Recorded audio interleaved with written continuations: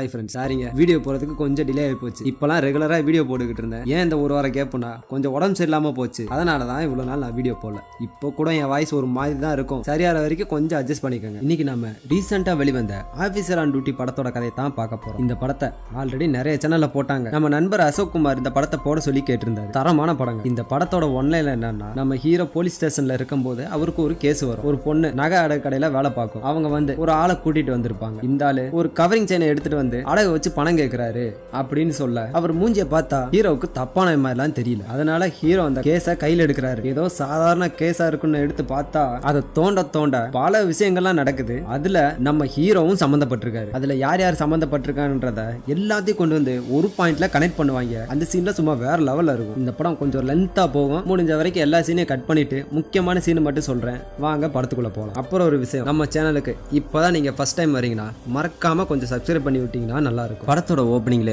ஒரு போலீஸ்காரர் யூனிஃபார்மோட உட்காந்துருக்காரு. அவர் ஏதோ லெட்டர் எழுதி வச்சுட்டு நேரா ஹாலுக்குள்ள வர பார்த்தா மனுஷன் தூக்கு போட்டு தொங்குறாரு. சரி, இவர் தற்கொலை தான் பண்ணிட்டாருன்னு நினைச்சா இவர் தூக்கு போட்டு தொங்குறத ஒரு 4-5 பசங்க சேர்ந்து வேடிக்கை பார்த்துட்டு இருக்கானுங்க. அதுல ஒரு சில பொம்பளைகளும் இருக்கு. அப்படி கட் பண்ண இப்போ ஒரு போலீஸ் ஸ்டேஷனை காட்டுறாங்க. அங்க எல்லாரும் அவங்கவுங்க வேலையை பார்த்துக்கிட்டு இருக்க திடீர்னு ஸ்டேஷன் நோக்கி ஒரு பஸ் ஒண்ணு வருது. உள்ள இருந்து வெளியே வந்த ஒரு போலீஸ் என்னையா பிரச்சனை அப்படின்னு கேட்க, பஸ்ல ஒரு வயசான அம்மாவோட நகையை அடிச்சிட்டாங்க. அந்த அம்மாவுக்கு சந்தேகமா 2 பொம்பளையால மட்டும் தான் காட்டுது. அவங்கள பஸ்ல இருந்து இறக்கி விட அவங்க தைய தக்கன்னு குதிக்க ஆரம்பிக்கிறாங்க. என்ன, இந்த பஸ்ல நாங்க மட்டுமா வந்தோம்? இத்தனை பேர் வந்திருக்காங்களே, எங்க மேல மட்டும் இவங்க பழிய போடுறாங்க.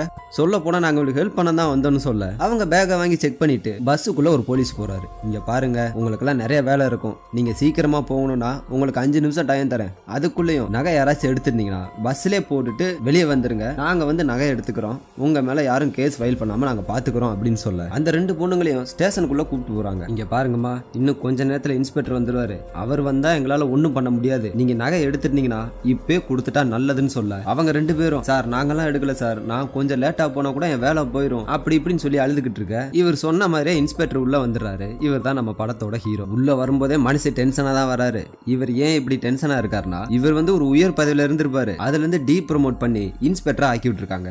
அது எதுக்குன்னு நம்ம கதையில பார்த்து தெரிஞ்சுக்கணும். ஆனா உள்ள வந்ததும் இவங்களை கண்டுக்காம நேரா உள்ள போக அந்த 2 பொண்ணுங்களும் திடீர்னு கோவப்பட்டு பேசுது. அதை நம்மால் கவனிச்சிடறாரு. நேரா அவங்க கிட்ட வந்து என்ன பிரச்சனை கேட்க, அவங்க நடந்த விஷயத்தை எல்லாத்தையும் சொல்றாங்க. அப்பயும் அந்த பொண்ணு முறைக்க ஆரம்பிக்குது. சார், இந்த அம்மா சரியான பைத்தியம். பஸ்ல யாரோ நகை அடிச்சிட்டான்னு எங்களை போய் சொல்றான்னு சொல்ல, இவர் அவங்க மூஞ்சிய பார்த்ததுமே செயினை கொடுன்னு சொல்ல, இவன் நம்ம ஹீரோவே திட்ட ஆரம்பிக்கிறான். இப்ப ஸ்டேஷன்ல லேடி போலீஸ் வேற கிடையாது. அந்த அம்மா தனாவட்டா வேணா என்ன செக் பண்ணிக்கன்னு சொல்ல, உன்னை செக் பண்றலாம் வேலை கிடையாது, ஒழுக்கமா செயினை கொடுன்னு சொல்ல, அவ மறுபடியும் திட்ட ஆரம்பிக்கிறா. இவர் அந்த அம்மாவோட முடிய பிடிச்சிடுறாரு. சார், என்கிட்ட வச்சுக்காதீங்க, நான் கர்ப்பமா வேற இருக்கேன்னு சொல்ல, வயிற்றுல ஒரே எத்து அப்படியே குனிஞ்சு கீழே உட்கார பக்கத்துல இருக்க பயந்துட்டு, சார் செயினை நாங்க தான் சார் எடுத்தோம், நான் கொடுத்துறேன் சார் சொல்லி கொடுத்து விட்டுறா. அதை கொடுத்த பிறகு பக்கத்துல இருந்த போலீஸ்ட, ஏயா உங்களுக்கு எல்லாம் மூஞ்சிய பார்த்தே கண்டுபிடிக்க தெரியாது, என்னையா போலீஸ் நீங்களா அப்படின்னு சொல்லிட்டு உள்ள போயிடுறாரு. உள்ள போனதும் இவர் டீ ப்ரமோட் ஆன பிறகு அவரோட நேம் போட மாத்திருப்பாங்கல்ல, அதை எடுத்து பார்த்து அதை குப்பை தொட்டில போட்டு விட்டுறாரு. இவர் உட்காந்த பிறகு அங்க இன்னொரு போலீஸ் வந்து, சார் என் மகளுக்கு MBBS சீட்டு கிடைச்சிருக்குன்னு சொல்லி ஒரு லட்டை கொடுக்குறாரு. அவரு வாங்கி வச்ச பிறகு அந்த பொண்ணுங்க மேல திருட்டு கேஸை போட்டலாமான்னு கேட்க, இந்த வயசுல கோர்ட்டு கேஸ் எல்லாம் அலையவானா, வெளியே அனுப்பிச்சு விட்டுன்னு சொல்லிடுறாரு. சார் அப்படின்னா ஒரு மெடிக்கல் செக்அப்னாச்சும் பண்ணிக்கலாம், பின்னாடி ஏதாச்சும் பிரச்சனை வந்துச்சுனான்னு கேட்க, யோ லட்டை கொடுத்து எனக்கே பாடம் நடத்துறியா, அதெல்லாம் ஒண்ணு வேணா போயான்னு சொல்லி பத்தி விட்டுறாரு. மனுஷன் யாரை பார்த்தாலும் சிடுசின்னு தான் பேசுறாரு. அவரை பார்த்து எல்லாருமே பயப்படுறாங்க. ஆனா அவர் வெளியே வந்துட்டு இன்னொரு பெரிய போலீஸுக்கு போன் பண்ணி நடந்த விஷயத்த எல்லாத்தையும் சொல்லிட்டு, அவ மட்டும் கர்ப்பமா இருந்தானா எங்களோட வேலையே போயிருக்கு சார்னு சொல்ல, சரி சரி விடு நான் அவன்கிட்ட பேசுறேன்னு சொல்லி போனா கட் பண்ணிடுறாரு. சொல்ல போனா இவர் சஸ்பெண்ட் பீரியட் முடிஞ்சு இன்னைக்கு தான் ஜாயின் பண்ணிருக்காரு. வந்ததுமே இந்த பிரச்சனை. இதுக்கப்புறம் அந்த பெரிய போலீஸ் நம்ம ஹீரோவை கால் பண்ண, இவர் போன் எடுக்காம கட் பண்ணி விட்டுக்கிட்டே இருக்காரு. அந்த நேரத்தில் அவரோட பொண்டாட்டி கூட போன் பேசிட்டு இருப்பாரு. அவங்க கூட கடுப்பா தான் பேசுறாரு. போனை கட் பண்ணி முடிச்ச பிறகு எல்லாரையும் வெளியே நிக்க வச்சு, எல்லாரும் நல்லா கவனிச்சுங்க, இங்க நடக்கிற விஷயம் யாராச்சும் மேல எடுத்து சொல்லணும்னு நினைச்சீங்கன்னா நீங்க நிம்மதியா இந்த ஸ்டேஷன்ல வேலை பார்க்க முடியாது, எப்படி வேலை பார்க்கணும் எனக்கு தெரியும் அப்படி இப்படின்னு சொல்லி எல்லாத்தையும் மிரட்டிக்கிட்டு இருக்க, அந்த பெரிய போலீஸ் லேண்ட்லைன்ல கால் பண்ணிருக்காரு. அதை போய் இவர் எடுத்து பேச, யோ இங்க பாரியா, நீ எது கால் பண்ண எனக்கு தெரியும், உனக்கு வேணும்னா நீ வந்து என் சேர்ல உட்காந்து வேலையை பாருன்னு சொல்லி போனை கட் பண்ணி விட்டுறாரு. மனுஷன் ஒத்தாலு கூட பயப்பட மாட்டாரு. இது முடிஞ்ச உடனே ஒரு பொண்ணும் ஒரு ஆளும் வந்திருக்காங்க. என்னன்னு கேட்க, சார் இவர் கவரிங் நகை அடமானம் வச்சு காசு கேட்கிறாரு அப்படி இப்படின்னு சொல்ல, அதுக்கு அவரு, இங்க பாருங்க சார், நான் கவரிங் நகைலாம் வைக்கல, நான் ஒரு சாதாரண பஸ் கண்டக்டர், என் பொண்டாட்டிக்கு ஆபரேஷன் இருக்கு, அது காசு பெறட்ட தான் என்னோட நகை அடமானம் வச்சேன், அந்த நகை என்னோட பொண்ணோட பர்த்டேக்கு நான் வாங்கி கொடுத்தேன் அப்படி இப்படின்னு சென்டிமெண்டா பேசி விட்டுறாரு. இதை நம்மால் நம்பிடுறாரு. சரி, நகை எப்ப எங்க வாங்கினேன் ஞாபகம் இருக்கான்னு கேட்க, எனக்கு நல்லா ஞாபகம் இருக்கு சார், என்னோட பொண்ணோட பர்த்டேக்கு தான் வாங்கி கொடுத்தேன் 2 சவரன் நகை அப்படின்னு சொல்லி என்னைக்கு வாங்கினன்றதையும் எந்த கடையோடதுன்றதையும் சொல்லிடுறாரு. அதை கேட்டதும் இவர் சொன்னது உண்மையான்னு சொல்லி இவர் நகை வாங்கின கடையில விசாரிக்க 2 பேர் அனுப்பிச்சு விட்டுட்டு இவரோட பொண்டாட்டி ஆஸ்பத்திரியில முடியாம இருக்காங்கன்னு சொன்னாங்கல்ல, நேரா அங்க வராரு. உள்ள வந்ததும் அவங்க பொண்ணுகிட்ட அவங்க அப்பா நகை வாங்கி கொடுத்தாருன்னு கேட்க ஆமான்னு சொல்லிடுறாங்க. ஆனா அவ திருட்டு முழிக்கிறா. அதை பார்த்ததும் நம்மால புரிஞ்சுக்கிட்டு அவங்க அப்பாவை கீழே ரிசப்ஷன்ல போய் காசு கட்ட லேட் ஆகும், ஆபரேஷன் இப்ப பண்ண சொல்லிட்டு காசை பின்னாடி வாங்கிக்க சொல்லுன்னு சொல்லிடுறாரு. அவரு கீழே போனதும் அவரோட பொண்ணை கூப்பிட்டு தனியா விசாரிக்கிறாரு. அவ ஆரம்பத்துல சார் என் செயினை யாரோ ஒருத்தன் திருடிட்டு போயிட்டான், அப்பாவுக்கு தெரிஞ்சா திட்டுவாருன்னு சொல்லி தான் நான் டூப்ளிகேட் செயின் ரெடி பண்ணேன் அப்படின்னு சொல்ல அப்பயும் திருட்டு மொழி தான் முழிக்கிறா. பாரு நீ மட்டும் இப்ப உண்மையை சொல்லலன்னு வச்சுக்க, உங்க அப்பா மேல கேஸ் போட்டுருவேன், உன்னை ஸ்டேஷன்ல வச்சு விசாரிக்கிற விதத்துல விசாரிச்சோம்னா உண்மை தெரிஞ்சிரும்னு சொல்ல இவ பதட்டப்பட்டுக்கிட்டே சார் நான் ஒருத்தன் கூட ரிலேஷன்ஷிப்ல இருந்தேன்னு சொல்லி நடந்த எல்லா விஷயத்தையும் சொல்லுது. ஆனா நம்மளுக்கு என்னன்னு தெரியல. கொஞ்ச நேரத்துல அவங்க அம்மா அப்பா அங்க வந்ததுனால இவ அங்க இருந்து கிளம்பிடுறா. நம்ம ஹீரோ அவங்க அப்பா கிட்ட உங்க ஒய்ஃபுக்கு ஆபரேஷன் முடிஞ்ச பிறகு உங்க பொண்ணை ஸ்டேஷனுக்கு கொண்டு வாங்கன்னு சொல்ல என்ன சார் ஏதாச்சும் பிரச்சனையான்னு கேட்க இவர் எதுவுமே சொல்லாம அங்க இருந்து கிளம்பிடுறாரு. இவர் வெளியே வந்ததும் அந்த செயினை போட்டோ எடுத்துட்டு வாட்ஸ்அப்ல ஸ்குவாட் குரூப்னு ஒண்ணு இருக்கும் அதுக்கு அனுப்பிச்சு விட்டு இந்த செயினோட எக்ஸாக்ட் வெயிட் எவ்வளோ, இதை எங்கேயாச்சும் அடகு வச்சிருக்காங்களா விசாரிங்கன்னு சொல்லி எல்லாத்தையும் சொல்லி விட்டுறாரு. இவர் ஆரம்பத்துல அந்த கடையில போய் கிராஸ் வெரிஃபிகேஷன் பண்ண சொல்லியிருந்தாருல, அங்க போய் 2 போலீஸ் விசாரிக்க ஆமா சார் இவர் தான் வாங்கினாரு, 2 சவரன் வாங்கினாரு, இந்த தேதியில வாங்கினாருன்னு சொல்லி அந்த கண்டக்டர் சொன்ன கரெக்டான டீடைலை இவரும் சொல்லிடுறாரு. இதை வச்சு அந்த ஆள் பொய் சொல்லலன்னு தெரிஞ்சிருது. இதுக்கப்புறம் 2 போலீஸா பிரிஞ்சு அங்க இருக்கிற எல்லா அடகு கடையிலையும் இந்த செயினோட போட்டோவை காட்டி யாராச்சும் அடகு வச்சிருக்காங்களான்னு விசாரிக்கிறாங்க. கிட்டத்தட்ட 40 கடை ஏறி இறங்கிட்டாங்க. எந்த கடையிலுமே இதை அடகு வைக்கல. அதுல கடுப்பான ஒரு போலீஸ் சார் எதுக்கு சார் இப்படி பண்ணிக்கிட்டு அதை எடுத்தவன் இந்த ஊர்ல தான் வச்சான்னு நம்ம இப்படி கன்ஃபார்ம் பண்றது, ஒருவேளை உருக்கி இருந்தானா அப்படி இப்படின்னு சொல்ல உனக்கு அவரை பத்தி தெரியாது, நாம இந்த சங்கிலி கிடைக்கலன்னு சொன்னோன்னு வச்சுக்க அவரே இறங்கி எல்லா கடையிலும் விசாரிப்பாரு, அந்த கடையில நாம விசாரிக்கலன்னு தெரிஞ்சு நம்ம வேலையே போயிரும் அப்படின்னு சொல்லி மறுபடியும் விசாரணையை ஆரம்பிக்கிறாங்க. இப்படி விசாரிச்சிருக்கும் போது ஒரு வழியா ஒரு கடையில அந்த செயினை கண்டுபிடிச்சிடறாங்க. பார்த்தா அந்த செயின் மட்டும் இல்ல அது கூட பேலன்ஸ் இன்னும் 2 செயினை வேற ஒன்னா அடகு வச்சிருக்காங்க. அதுல ஒரு போலீஸ் வந்து நம்ம ஹீரோ கிட்ட நடந்த விஷயத்த சொல்ல யார் அடகு வச்சாங்களோ அவங்க டீடைல் எல்லாத்தையும் வாங்கிக்கன்னு சொல்லிடுறாரு. அதெல்லாம் முடிஞ்ச பிறகு நம்ம ஹீரோ அவரோட ஃப்ரெண்டான ஒரு வக்கீல வந்து பாக்குறாரு. இவரை டீ ப்ரோமோட் பண்ணாங்கல்ல, அதுக்காகவே மேல இடத்துல இருக்க எல்லார் மேலேயும் கேஸ போட்டு விட்டுருக்காரு. அதை ஃபைல் பண்ண சொல்லியிருக்காரு. அப்ப அந்த விசாரத்தை போன் பண்ண இந்த செயின் அடகு வச்சது ஒரு பொண்ணா, அவ வந்து இப்ப அந்த கடையில இல்லையா லீவ் போட்டு ஏதோ டூர் போயிருக்கலாம். சரி நம்ம விசாரிச்சது தெரிய வேணாம்னு சொல்லி அவங்கள சொல்லிடுறாரு. இப்ப விசாரிச்சாங்கல்ல அந்த போலீஸ் கிட்ட நம்ம ஹீரோ வர பாக்கி 2 செயினோட டீடைல்ஸ் எல்லாம் கிடைச்சிட்டான்னு கேட்க ஒரு செயினோட டீடைல் மட்டும் கிடைச்சிருச்சு சார், அது கர்நாடகால ஒரு போலீஸோடது, ஆனா அவர் இப்ப உயிரோட இல்ல தூக்கு போட்டு செத்து போயிட்டாருன்னு சொல்றாங்க. யாருன்னு தெரியும்ல, படத்தோட ஓப்பனிங்ல ஒரு போலீஸ் தூக்கு போட்டு செத்து போயிட்டார்ல அந்த ஆள். 3வது செயின் எந்த கடையில வாங்கினாங்கன்ற டீடைல் தெரிஞ்சு போச்சு, நான் அங்க போய் விசாரிச்சுட்டு அதோட டீடைல் சொல்றேன்னு சொல்ல அவர் அங்க இருந்து கிளம்பிடுறாரு. இப்போ இந்த சூசைட் பண்ணி செத்து போனார்ல அந்த வீட்டுக்கு நம்ம ஹீரோ வர சார் என் புருஷன் சூசைட் பண்ணிக்கிட்டாங்கன்னு சொல்றாங்க, ஆனா அவர் தற்கொலை பண்ற அளவுக்கு எல்லாம் கோலை கிடையாது, என்ன நடந்துச்சுன்னு தெரியலன்னு சொல்ல இந்த செயினை தெரியுதான்னு கேக்குறாங்க. ஆமா சார் இது என் பொண்ணோடது அப்படின்னு சொல்ல பொண்ணை கூப்பிட்டு விசாரிக்க சார் நான் காலேஜ் போயிட்டு இருக்கும்போது ஒருத்தன் பைக்ல வந்து அடிச்சுட்டு போயிட்டான், நான் கம்ப்ளைண்ட் கூட கொடுத்திருக்கேன் அப்படின்னு சொல்ல இவர் எந்த ஸ்டேஷன் தெரிஞ்சுக்கிட்டு நேரா அங்க போறாரு. ஆனா இவளும் கொஞ்சம் திருட்டு மொழி தான் முழிக்கிறா. அதையும் நம்ம ஹீரோ பார்த்து வச்சுக்கிறாரு. இவர் வெளியே வந்ததும் இன்னொரு போலீஸ் கிட்ட இவங்க கம்ப்ளைண்ட் கொடுத்த டீடைல்ஸ் வாங்கிட்டு வான்னு சொல்ல இந்த பக்கம் அந்த 3வது செயினை டீடைல் எடுக்க போனாங்கல்ல அங்க போயிட்டு அந்த செயினை கொடுத்துட்டு அதை யார் வாங்கின டீடைல கேட்க அவங்களும் பில் எடுத்து கொடுத்துறாங்க. அதை பார்த்தது இவங்க 2 பேரும் மூஞ்சிய மாறி போயிருது. உடனே அந்த பெரிய போலீஸ் கால் பண்ணி இந்த மாதிரி ஹரிசார் சொன்ன கேஸை விசாரிச்சோம், அதுல ஒரு சின்ன விஷயம் அப்படின்னு சொல்லி போன்ல அந்த மேட்டரை சொல்ல அவர் உடனே இந்த விஷயத்தை நீ அவன்கிட்ட சொல்லாத, அட்ரஸ் ட்ரேஸ் ஓவர் பண்ண முடியலன்னு மட்டும் சொல்லிடுறாரு. அதை யார் வாங்கின டீடைல நம்மளுக்கு இன்னும் சொல்லாம இருக்காங்க. இப்ப நம்ம ஹீரோ போலீஸ் ஸ்டேஷனுக்கு வந்துற இந்த ஃபர்ஸ்ட் இந்த செயின் விஷயத்துல ஒரு கண்டக்டர் கம்ப்ளைண்ட் கொடுத்தாருல அந்த ஆளு அங்க வந்து நிக்கிறாரு. யோ உன்னை நாளைக்கு தானே வர சொன்னேன் இன்னைக்கே வந்து நிக்கிறேன்னு கேட்க இல்ல சார் நீங்க பொண்ணை வர சொல்லியிருந்தீங்க எதுக்குன்னு தெரிஞ்சுக்கலாமான்னு கேட்க இங்க பாரு அந்த செயினை உன் பொண்ணு தான் மாத்திருக்கா, எதா இருந்தாலும் நாளைக்கு வா பேசிக்கலாம்னு சொல்ல அந்த ஆள் அடிச்சு ஊன்றாரு. சார் என் பொண்ணுலாம் அப்படி பண்ணிருக்க மாட்டா, நான் என் பொண்ணை அப்படி வளர்க்கலன்னு சொல்ல இப்பதான் ஹீரோ அந்த பொண்ணு என்ன சொன்னன்றத சொல்றாரு. என்னன்னா அந்த பொண்ணு யாரையோ ஒருத்தனை லவ் பண்ணிருக்காளாம், அவன் இவளை ஏமாத்தி ஹராஸ்மெண்ட் பண்ணிருக்கானா, அதை வீடியோ எடுத்து வச்சுட்டு அவளோட செயினை புடிங்கிட்டு வெளியே சொன்னா இந்த வீடியோ விட்டுருவேன் அப்படின்னு சொல்லி வச்சிருக்கானா. இது அவர்கிட்ட சொன்னதும் அப்பயும் அவர் நம்ப மாட்டார். என் பொண்ணு அப்படிலாம் பண்ணிருக்க மாட்டா, நீங்க வந்து விசாரிச்ச பிறகு என் பொண்ணோட பிஹேவியரே சரியில்லை, என்ன நடந்தாலும் என் பொண்ணை நான் போலீஸ் ஸ்டேஷன் கொண்டு வர மாட்டேன்னு சொல்ல இங்க பாரியா அவ ஒரு மைனர் இன்னும் 18 வயசு ஆகல, நீ கம்ப்ளைண்ட் கொடுக்கல என்ன போக்சோ சட்டத்தை நான் ஃபைல் பண்ணிட்டு கேஸ போட்டு நான் விசாரணையை ஸ்டார்ட் பண்ணிட்டு போயிட்டே இருப்பேன் அப்படின்னு சொல்ல அந்த பெரிய போலீஸ் போன் பண்ணி அவரோட ஆபீஸுக்கு கூப்பிடுறாரு. அவர்கிட்ட போன பிறகு காலையில ஒரு கவரிங் செயின் கேஸ் வந்துச்சு, அவ ஒரு மைனர், அவர் அபியூஸ் பண்ணி அந்த செயினை புடிங்கிருக்காங்க, அது பத்தாதுக்குன்னு அது கூட இன்னொரு செயின் அடகு வச்சிருக்காங்க, அது ஒரு போலீஸோடது,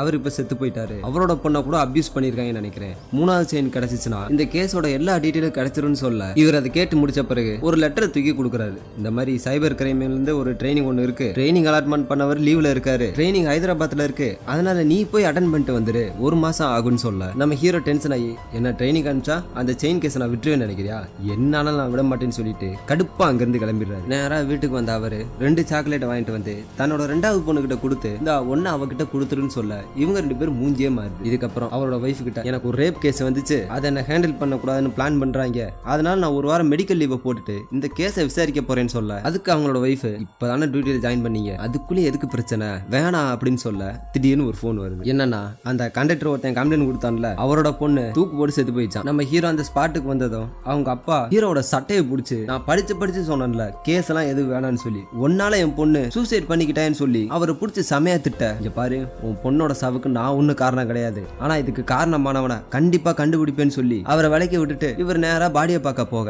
அங்க போய் பார்த்தா அந்த பொண்ணை இன்னும் இறக்காம தூக்குலே தொங்கிட்டு இருக்காங்க. அதை பார்த்ததும் நம்ம ஹீரோவுக்கு ஏதோ இல்லூஷன் மாதிரி வந்து போகுது. உடம்பெல்லாம் நடுங்கி உடம்பு ஃபுல்லா வேர்க்க ஆரம்பிக்க அதை பார்த்த பெரிய போலீஸ் 2-3 ஆளுங்களை எழுப்பி ஹீரோவை கூட்டு வர சொல்லிடுறாரு. நேரா வீட்டுக்கு வர அவர் இருக்கிற கண்டிஷனை பார்த்து அவங்களோட ஒய்ஃப் தண்ணியை கொடுக்க அவர் அந்த ஜக்கு தண்ணியை ஃபுல்லா குடிச்சா கூட அவருக்கு அந்த படபடப்பு அடங்கவே இல்லை. நிலாவை எங்க அப்படின்னு கேட்க அவளுக்கு கொஞ்சம் தலைவலியா இருக்குன்னு தூங்கிட்டான்னு சொல்றாங்க. ஆனா அதுக்கு ஹீரோ திடீர்னு மூச்சு வாங்கிட்டு நேரா அவங்க ரூமு கிட்ட போக உள்ள போய் பார்த்தா சின்ன பொண்ணு மட்டும்தான் படுத்து கிடக்கு, மூத்த பொண்ணு அங்க காணோம். உடனே அவர் வீடு ஃபுல்லா தேடி தன்னோட பொண்டாட்டிய புடிச்சு அடிச்சு என் பொண்ணை எங்கடி வச்சிருக்கன்னு கேட்க யோ நீதான் என் பொண்ணை கொண்டுட்ட, உன்னாலதான் என் பொண்ணு இப்ப உயிரோட இல்லைன்னு சொல்ல நம்ம ஹீரோ அமைதி ஆகுறாரு. கொஞ்சம் கொஞ்சமா அவர் மயக்க நிலைக்கு போக அப்போ ஒரு பிளாஷ்பேக்கை காட்டுறாங்க. நம்ம ஹீரோ யாரோ ஒருத்தனை வெறித்தனமா துரத்திட்டு போயிட்டு இருக்காரு. ஆனா அவனும் கையில சிக்காம பயங்கரமா பூந்து ஓடிக்கிட்டு இருக்கான். ஒரு கட்டத்துல நம்ம ஹீரோ அவனை பிடிச்சிடுறாரு. என்ன விஷயம்னா இப்ப ஓடினால இவன் ஒரு போலீஸ்கார பொண்ணை ஏமாத்தி லவ் பண்ணியிருந்திருக்கான். அந்த பொண்ணுக்கு 16 வயசு தான் ஆகுதான். அவளுக்கு ட்ரக்ஸ் கொடுத்து அவளை அபியூஸ் பண்ணி அதை வீடியோ எடுத்து வச்சு மிரட்டி இருக்கான்.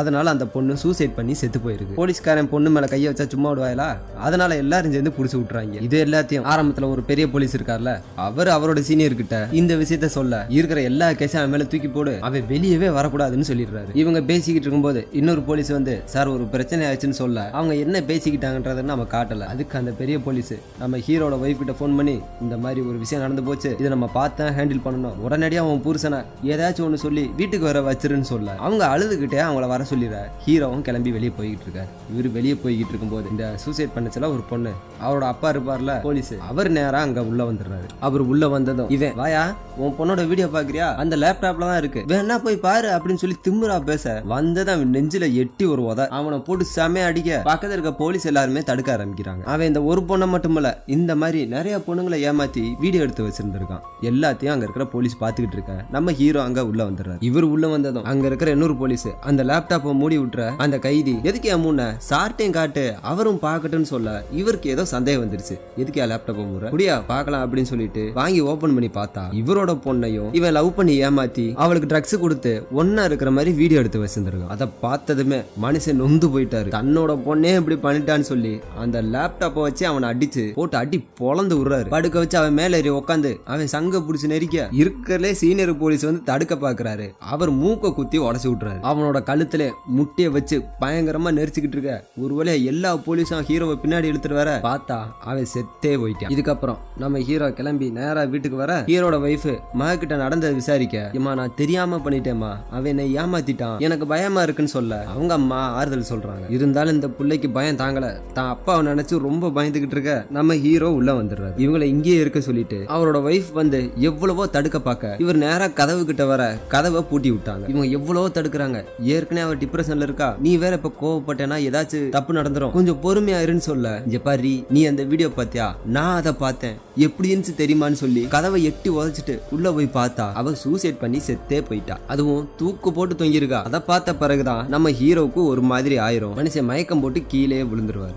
இப்ப நடந்துச்சுல இந்த விஷயம் இது ஹீரோவுக்கு அடிக்கடி மறந்து போயிடும். அதனாலதான் அடிக்கடி நிலாவங்கன்னு சொல்லி அவர் இறந்து போன பொண்ணே தேடிட்டு இருந்திருப்பாரு. இந்த கண்டக்டரோட பொண்ணு தூக்கு போட்டு செத்து போச்சுல அதை பார்த்ததான் அவருக்கு இந்த இல்லூஷன் வந்து போயிருக்கும். இதே எல்லாத்தையும் அங்க இருக்கிற ஒரு சீனியர் போலீஸ்ல சொல்லிக்கிட்டு இருப்பாங்க ஒரு மனநல மருத்துவர். நீங்க நினைக்கிற மாதிரி பெரிய வியாதிலாம் அவர் கிடையாது, அவரோட மக செத்ததுக்கு அவங்க தான் காரணம்னு சொல்லி ரொம்ப டிப்ரெஷன் இருந்ததுனால அவருக்கு அது மெமரி லாஸ் ஆயிருக்கு. இப்ப அதே மாதிரி இன்னொரு பொண்ணு இறந்த பிறகு அதை பார்த்ததுனால அதை ட்ரிகர் பண்ணி விட்டுருக்கு. மற்றபடி இவருக்கு எந்த பிரச்சனை இல்லைன்னு சொல்லி சர்டிபிகேட் கொடுத்துறாங்க. ஆனா அந்த கண்டக்டர் இருக்காருல்ல, அவரு பிரஸ்ஸை கூப்பிட்டு பேட்டி கொடுத்துறாரு. இந்த மாதிரி என் பொண்ணோட சாவுக்கு இவர் தான் காரணம், விசாரணைன்ற பேர்ல அவரை மன உளைச்சலுக்கு ஆளாக்கிட்டாரு, அவர் கண்டிப்பா புடிச்சு ஜெயில போகணும்னு சொல்லி விட்டுறாரு. அப்படியே கட் பண்ணா இப்ப நம்ம ஹீரோட ஒய்ஃபை காட்டுறாங்க. இவங்க அவரை டைவர்ஸ் பண்றேன்னு சொல்லி ஒரு ஃப்ரெண்டு கிட்ட பேசிட்டு இருக்காங்க. எனக்கு இன்னொரு பொண்ணு இருக்கு, இவர் இருக்கிற கண்டிஷனை பார்த்தா அவளுக்கு ஏதாச்சும் பிரச்சனை வந்துடும் அப்படி இப்படின்னு பேசிட்டு இருக்க அங்க நம்ம ஹீரோ வந்துடுறாரு. இவர் வந்ததான் அவங்களோட ஃப்ரெண்டு எந்திரிச்சு போயிட, இவர் ஏதோ பேச ட்ரை பண்ண, இங்க பாரியா உன்னைய பார்த்தா என் பொண்ணு தூக்கு போட்டதான் எனக்கு ஞாபகம் வருது, உன்னை என்னால மன்னிக்கவே முடியாதுன்னு சொல்லிட்டு இவங்க அங்க இருந்து கிளம்பிடுறாங்க. சரி இதெல்லாம் இருக்கட்டும், ஹீரோ அவனை கொலை பண்ணிட்டாரு, பத்தாதுக்கு அவரோட உயரதிகாரி மூக்கே உடைச்சிட்டார்ல, அவருக்கு எதுவும் தண்டனை கொடுக்கலன்னு கேட்டீங்கன்னா, இந்த ஃபர்ஸ்ட் ஒரு போலீஸ் வந்தார்ல, வந்தது அவனை அடிச்சாரு, அந்த போலீஸ் ஹீரோ பண்ண கொலைய அவர் ஏத்துக்கிட்டு ஜெயிலுக்கு போயிருந்திருக்காரு. ஆனா உயரதிகாரியோட மூக்க உடைச்சிட்டார்ல, அதுக்காக தான் இவரை டீப்ரமோட் பண்ணி வச்சிருந்திருக்காங்க. இப்ப நம்ம ஹீரோ அந்த பழிய ஏத்துக்கிட்டார்ல, அந்த போலீஸ் வீட்டுக்கு போக அவர் நேத்து தான் ரிலீஸ் ஆயிருக்காரு போல. ஆனா இன்னும் கேஸ் போயிட்டு தான் இருக்கான். ஹீரோ அவர் கையை பிடிச்சு நீ ஏன் பழிய ஏத்துக்கிட்டேன்னு கேட்க, சார் அன்னைக்கு நீங்க அவனை கொல்லலைன்னா நான் அவனை கொண்டு இருப்பேன், விடுங்க சார், எனக்கு இனிமேல் இழக்கிறதுக்கு என்ன இருக்கு பாத்துக்கலாம் அப்படின்னு சொல்ல, அந்த அவளோட ஒய்ஃப் அங்க வர அவங்க ஹீரோவை பார்த்துட்டு முறைச்சுக்கிட்டே இருக்காங்க. அவங்களுக்கு என்ன தோணி இருக்குன்னா, ஹீரோ பண்ண தப்பா மறைக்கிறதுக்கு மத்த எல்லா போலீஸும் சேர்ந்து இவர் மேல கேஸ போட்டாங்கன்ற மாதிரி தோணி இருக்கு. இப்ப நம்ம ஹீரோ அவரோட ஃப்ரெண்ட பார்க்க வர, இதுக்குடா அந்த ஆள் வீட்டுக்கு போன, நாங்க ஒண்ணு வேணும்னுக்கே அவர் மேல பழி போடல, அவரை தான் ஏத்துக்கிட்டு போடாரு, அன்னைக்கு மட்டும் அவர் அப்படி பண்ணல, நாம எல்லாரும் ஜெயில இருக்க வேண்டியதான், பத்தாதுக்கு இப்ப அந்த கண்டக்டர் வேற உன் மேல கேஸ கொடுக்கணும்னு சொல்லி முதலமைச்சருக்கு லெட்டர் போட்டுக்கிட்டு இருக்கான், அதை எப்படி சரி பண்ணணும்னு பாருன்னு சொல்ல அப்படியே கட் பண்றாங்க. இப்போ ஒரு கார்ல ஒரு 4-5 பேர் வர மாதிரி காட்டுறாங்க, தம் அடிச்சுக்கிட்டே வராங்க. நேரா அந்த தாமஸ் இருக்காருல, இந்த ஹீரோ பண்ண கொலை ஏத்துட்டு போனார்ல, அவங்க வீட்டுக்கு வராங்க. வந்ததும் இந்த மாதிரி எலிசா கூட நாங்க படிச்சோம், அவ செத்ததுக்கு எங்களால வர முடியல, எங்களுக்கு பெங்களூர்ல எக்ஸாம் இருந்துச்சு, இப்பதான் எங்களுக்கு வெக்கேஷன் கிடைச்சு, பாத்துட்டு போலான்னு வந்தோன்னு சொல்ல அவங்க அப்பா அவங்களோட எல்லாரோட பேரையும் கேட்டு தெரிஞ்சு வச்சுக்கிறாரு. அப்ப அவங்க அம்மா இருக்காங்கல்ல, நான் போய் உங்களுக்கு ஏதாச்சும் குடிக்க ரெடி பண்றேன்னு சொல்லிட்டு உள்ள போக, அதுல 2 பொண்ணுங்க இருக்குல்ல, நாங்க வந்து ஹெல்ப் பண்றோம்னு சொல்லி உள்ள வந்து ஜூஸை போட்டுட்டு இருக்கு. ஜூஸை போட்டு அந்த பொண்ணு எல்லாத்துக்கும் ஜூஸை கொடுக்குது. அப்ப அந்த பொண்ணோட அப்பா, நீங்க 12th தானே அவ கூட ஒன்னா படிச்சீங்க, அதுல ஒரு டீச்சர் கூட அடிக்கடி இங்க வருவாங்க, அவங்களுக்கு அவளை ரொம்ப பிடிக்கும் போல,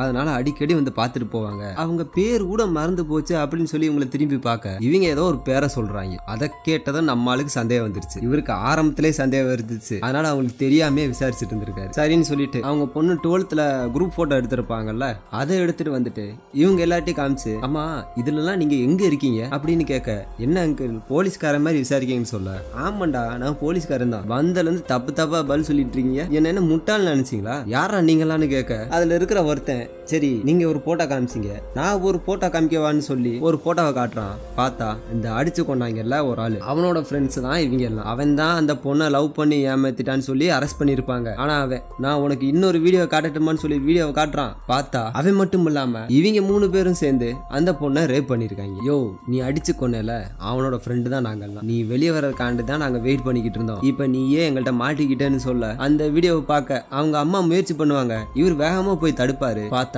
அவங்க மூக்குல இருந்து ரத்தமா வந்துகிட்டு இருக்கும். என்ன ஆயிருக்குன்னா, இவங்க ஒரு ஜூஸ் கலந்து வச்சிருந்தாங்கல்ல, அதுல வெஸ்த கலந்து விட்டுருக்காங்க. இப்ப இவங்க ரத்தமா வாந்தி எடுக்கிறாங்க. அதுல ஒரு பொண்ணு, செத்தவனோட லவர் போல, நீ தானடா என் ஆளை கொன்ன, இப்ப நீ சாவிடான்னு சொல்ல அவரோட ஒய்ஃப் இருக்காங்கல்ல, ஏன்டா இப்படி பண்ணீங்க, என் புருஷன் ஒண்ணு அவரை கொல்லல, அவரை கொன்னது ஹரிசங்கர் சார் தான் சொல்லி செத்து போயிடுறாங்க. ஆனா அவரு அப்ப கூட ஏண்டி உண்மையை சொல்லிட்டேன்ற மாதிரியே பார்த்துட்டே செத்து போயிடுவாரு. இதை கேட்ட உடனே அவங்க யூஸ் பண்ற போன் இருக்குல்ல, அதை எடுத்து ஃபேஸ் அன்லாக் பண்ணிட்டு நம்ம ஹீரோவோட பேரை சர்ச் பண்ணி அவரோட போட்டோவை எடுத்து வச்சிடறாங்க. அடுத்து நம்ம ஹீரோ பழி வாங்கணும்னு சொல்லிட்டு அங்க இருந்து கிளம்புறாங்க. கட் பண்ணா அடுத்த நாள் ஆகுது. இவங்க இறந்து போன விஷயம் தெரிஞ்சு நம்ம ஹீரோ அங்க வந்து இன்வெஸ்டிகேஷன் பண்ணிட்டு இருக்காரு. அங்க இருக்கிற எல்லா தடயத்தையும் நோட் பண்றாரு. அந்த போட்டோ எடுத்துட்டு வந்தது, இவங்க குடிச்ச கிளாஸ், பத்தாதுக்கு மாடிக்கு போய் பார்த்திருக்காரு, மொட்டை மாடி எல்லாம் காஞ்சரையா கிடக்குது. இது எல்லாத்தையும் நோட் பண்ணிட்டு நேரா கீழே வர ஹீரோட ஃப்ரெண்டு, இவங்க 2 பேரும் சூசைட் பண்ணி செத்து போயிட்டாங்க அப்படின்னு சொல்லி சீனியர் ஆபீசருக்கு இன்ஃபார்ம் பண்ணிடுறாரு. அதை கேட்ட ஹீரோ அவர் போனை கட் பண்ணி முடிச்ச பிறகு, இது தற்கொலைலாம் இல்ல,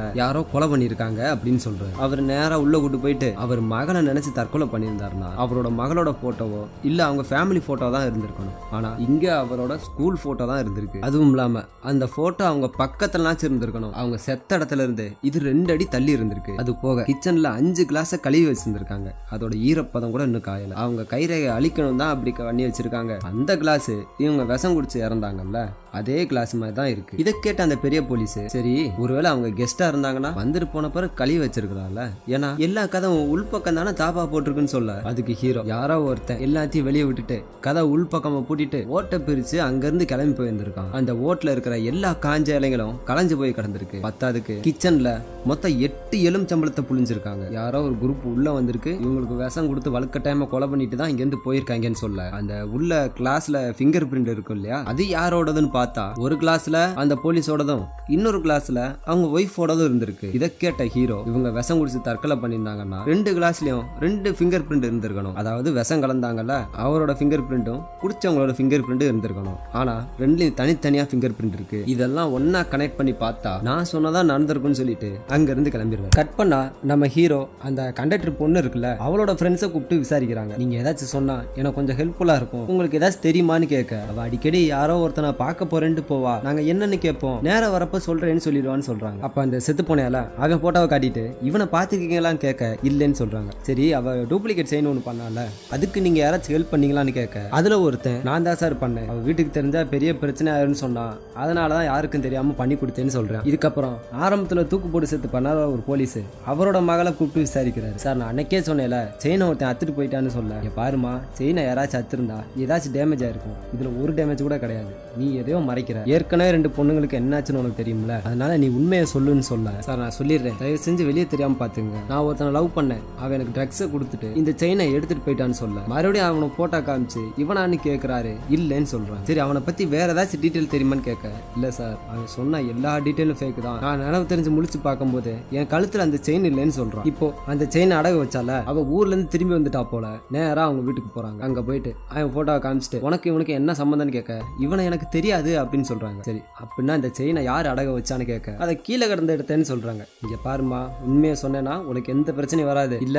நான் கேஸை புக் பண்ணி உன்னை உள்ள கூப்பிட்டு போனேன்னு வச்சுக்கேன், விசாரிக்கிற விதமே வேற மாதிரி இருக்குன்னு சொல்ல அவ உண்மையை சொல்ல ஆரம்பிக்கிறா. இவ ஒரு ட்ரெஸ் கடையில வேலை பார்த்திருக்கா. அங்க ட்ரையல் ரூம் இருக்கும்ல, அங்க இருக்கிற எல்லா ட்ரெஸ்ஸையும் எடுக்க போக அதுல ஒரே ஒரு ஃபேண்ட் மட்டும் பழசா இருந்திருக்கு, ஒரு பொண்ணோட ஃபேண்ட், அதுல அவளுக்கு பீரியட்ஸ் போல, அதுல ரத்த கரையா இருக்கு. அவ பாக்கெட்ல செக் பண்ணி பார்த்தா இந்த 3 நகையும் அதுல இருந்திருக்கு. சரி, அவ பாக்கெட்ல இருந்து ஒரு பர்ஸ் எடுத்தல, அது உன்கிட்ட இருக்கான்னு கேட்க அதை போய் எடுத்துட்டு வராங்க. இது என்னைக்கு கிடைச்சுன்னு உனக்கு தெரியுமான்னு கேட்க, ஒரு 3 மாசம் இருக்குன்னு சொல்ல இவங்க நேரா அந்த கடைக்கு போயிட்டு அங்க இருக்கிற சிசிடிவி கேமரால பதிவான ஃபுட்டேஜ ஒன்னொன்னா தேடி பாக்குறாங்க. அதுல பார்த்ததும் அந்த கும்பல்ல இருக்கிற பொண்ணு ஒருத்தி மாட்டிக்கிறா. இவ கரெக்டா அடையாளம் கண்டுபிடிச்சிட்டா. இவங்க சொன்ன மாதிரியே அவ ட்ரையல் ரூமுக்கு போயிட்டு பேண்ட்டை மாத்திட்டு புது ட்ரெஸ் போட்டுட்டு கிளம்பிட்டா. அப்படி கிளம்பும்போது ஒரு தாடிக்காரன் வந்து பேசுவான். அவனை பாஸ் பண்ண சொல்லிட்டு இது யாருன்னு கேட்க அவர் அந்த கடையோட பர்ச்சேஸ் மேனேஜர். அவனை போய் விசாரிக்க, சார் அந்த பொண்ணு எனக்கு பெங்களூர்ல இருக்கும்போது பழக்கம், நாங்க 2 பேரும் சேர்ந்து அடிக்கடி பப்புக்கெல்லாம் போவோம், இப்ப நேர்ல பார்த்து நான் பேசும்போது என்ன யாருன்னே தெரியாதுன்னு சொல்லிட்டான்னு சொல்றாரு. அந்த பப்போட நேம கேட்டுட்டு இவர் அங்க இருந்து வெளியே கிளம்ப லிப்ட்ல ஏறினதும் உள்ள போய் பார்த்தா அந்த திருட்டு பசங்க அதே லிப்ட்ல இவரை ஃபாலோ பண்ணிட்டு இருக்காங்க. ஆனா அவங்க யாருன்னு இவருக்கு தெரியாதுல, அதனால கேஷுவலா தான் நிக்கிறார். இவர் அங்க இருந்து வெளியே வர இவங்களும் பின்னாடியே ஃபாலோ பண்ணிட்டு வராங்க. ஒரு கட்டத்துல தனியா டைவர்ட் ஆயிட்டு போயிடுறாங்க. இவங்க வந்துகிட்டு இருக்கும் போது அந்த கார் ஓட்டிட்டு வரான்ல அவன், நாம திரும்பி பெங்களூரே போயிடலாம், இவன் நம்மளை கண்டுபிடிச்சிட்டே வரான்னு சொல்ல அதுல ஒருத்தி டென்ஷன் ஆகிறா. இவ அந்த இறந்தவனோட லவர் போல, என் லவ்வரை கொலை பண்ணிட்டான், நீங்க என்ன திருப்பி போலான்றீங்க, காரை நிப்பாட்டுங்கடா இல்லாட்டி நான் கார்ல இருந்து கூச்சிருவேன்னு சொல்ல இவங்க காரை நிப்பாட்டிடுறாங்க. கார்ல இருந்து இறங்கிட்டு நீங்க வேணா போங்கடா, சாம இருந்தது நான் மட்டும்தான், நான் அவனை கொன்னுட்டு வரேன்னு சொல்ல இவங்க எல்லாம் ஒண்ணு சேர்ந்து, இங்க பாரு சாம் உனக்கு மட்டும் லவர் கிடையாது, அவன் எனக்கு ஒரு பிரதர் மாதிரி, ஆனா இப்ப நமக்கு டைம் சரியில்லை, இவ்வளவு வேற அடையாளம் கண்டுபிடிச்சிட்டான், இவளை மட்டும் புடிச்சிட்டான்னு வையன் நாம எல்லாருமே மாட்டிக்கிடுவோம், அதனால இப்போதைக்கு கொஞ்சம் ஆற போடுவோம், என்ன இருந்தாலும் அவன் சாவு நம்ம கையாளன்னு சொல்ல அவ ஒரு வழியா கொஞ்சம் சமாதானம் ஆயிடுறான். கட் பண்ணா நம்ம ஹீரோ காட்டுறாங்க. அவர் ஒரு சீனியர் போலீஸை கூப்பிட்டு இப்ப ரீசெண்டா செத்தார்ல இன்னொரு போலீஸ், அவரோட கேஸ்ல என்ன டீட்டெயில்னு கேட்க அவரும் நடந்த விஷயத்தை எல்லாத்தையுமே சொல்றாரு. சரி, ஒருவேளை செத்தவனோட சொந்தக்காரங்க யாராச்சும் கொண்டு இருக்கலாம்னு சொல்ல நம்ம ஹீரோ அதுக்கு வாய்ப்பு இல்ல, சொந்தக்காரங்க யாராச்சும் கொண்டு இருந்தா அவங்களை வெட்டியோ இல்ல குத்தியோ கொண்டு இருப்பாங்க, இது சூசைட் மாதிரி தான் பண்ண வச்சிருக்கானுங்க, கண்டிப்பா அவங்களோட ஃப்ரெண்ட்ஸா தான் இருப்பாங்கன்னு சொல்றாரு. அது மட்டும் இல்லாம செத்தவனுக்கு இங்க யாருமே ஃப்ரெண்ட்ஸ் கிடையாது, இவனுக்கு அபியூஸ் பண்ண பொண்ணுங்கள்ல கடைசியா ஒரே ஒரு பொண்ணு தான் உயிரோட இருக்கா, ஆனா அவளை சாம் அபியூஸ் பண்ணல, அவங்க ஃப்ரெண்ட்ஸ் தான் அபியூஸ் பண்ணிருக்கானுங்க. அது மட்டும் இல்லாம இந்த செயின் அடக வச்சால அவள்கிட்ட போய் நான் விசாரிக்கும் போது அதுல ஒரு பொண்ணு கிடைச்சா, அவ பெங்களூர்ல அடிக்கடி திரிவான்ற மாதிரி எனக்கு இன்ஃபர்மேஷன் வந்துச்சு. எனக்கு தெரிஞ்சு இவங்க இப்ப பெங்களூர்ல தான் இருப்பாங்க. பெங்களூர்ல ஒரு போலீஸ் செத்தாருல தூக்கு போட்டுக்கிட்டு, அது கூட பிளான் பண்ணி கொலை பண்ண மாதிரி தான் தெரியுது. நம்ம பெங்களூர் போய் விசாரிச்சோம்னா கண்டிப்பா இவங்க மாட்டிடுவாங்கன்னு சொல்ல ஹீரோவை வெளியே இருக்க சொல்லிட்டு அவரோட ஃப்ரெண்டு கிட்ட, பாரா அங்க கண்டக்டர் வேற மேல கேஸ் கொடுத்திருக்கான், என்னால ஒரு வாரம் அதை தாக்கு பிடிக்க முடியும், அதுக்குள்ளேயும் இந்த கேஸை முடிக்க பாருங்கன்னு சொல்ல அவரும் சரின்னு சொல்லிடுறாரு. இதுக்கப்புறம் ஹீரோ அவர் ஃப்ரெண்டும் கிளம்பி பெங்களூருக்கு போறாங்க. இப்போ அந்த கேங்க காட்ட ஆக்சுவலா இவங்க மெயின் தொழிலே இந்த போதை பொருளை கைமாத்தி விடுறதுதான். அதை வாங்கிட்டு வந்து அங்க இருக்க காலேஜ் ஸ்டூடெண்ட் ஸ்கூல் ஸ்டூடெண்ட் இவங்களுக்கெல்லாம் யாருக்கு தெரியாம வித்துக்கிட்டு இருக்காங்க. அது போக இவங்களும் அந்த போதையை அனுபவிச்சுட்டு இருக்காங்க. கட் பண்ணா நம்ம ஹீரோ பெங்களூர்ல இருக்க போலீஸ் ஸ்டேஷனுக்கு வந்துடுறாரு. அங்க போய் ஒரு ஆளை மீட் பண்ண அங்க மலையாளம் தெரிஞ்ச ஒரு போலீஸ இவர் கூட விட்டுட்டு அந்த கேஸ் ஃபைலையும் கொடுக்க சொல்லிட்டு உங்களுக்கு எந்த ஹெல்ப் பண்ணாலும் என்னை தயங்காம கூப்பிடுங்கன்னு சொல்ல